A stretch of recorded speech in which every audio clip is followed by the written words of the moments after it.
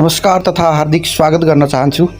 आज म तपाईहरुलाई आफ्नै गृह जिल्ला पाल्पामा रहेको श्रीनगर डाँडो, जहाँ यो अहिलेको गर्मी मौसममा पनि चिसो मौसममा जस्तै कुहिरो लागिरहेको छ, सोही ठाउँको दृश्य देखाइरहेको छ।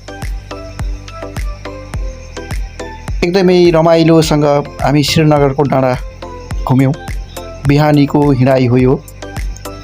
पाल्पा जिल्लाकै रानीमहल तथा भैरवस्थान मन्दिर पनि पुग्ने अवसर पाइयो।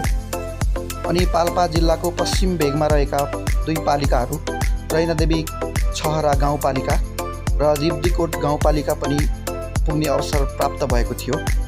सोही अवसरमा लिएका फोटो तथा भिडियोहरू आज म यहाँहरूलाई प्रस्तुत गर्न गइरहेको छु। पाल्पा जिल्ला जाने क्रममा सुब्बा देउराली पनि दर्शन गर्ने अवसर प्राप्त भएको थियो र सोही क्रममा बाटो कपिलवस्तु जिल्लाको एकदमै सुन्दर होटल सिद्धार्थ ग्रीन रिसोर्टमा पनि केही समय हामी बसेका थियौं।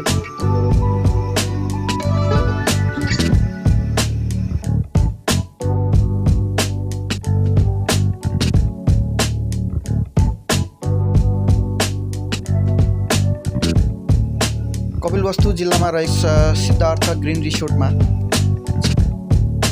छिमेकी देश भारतबाट पनि थुप्रै पर्यटकहरू घुम्न तथा बस बाँच्नका लागि आएको देखियो। यो आकर्षक गन्तव्यका रूप सञ्चालनमा रहेछ। धेरै खुसी लाग्यो।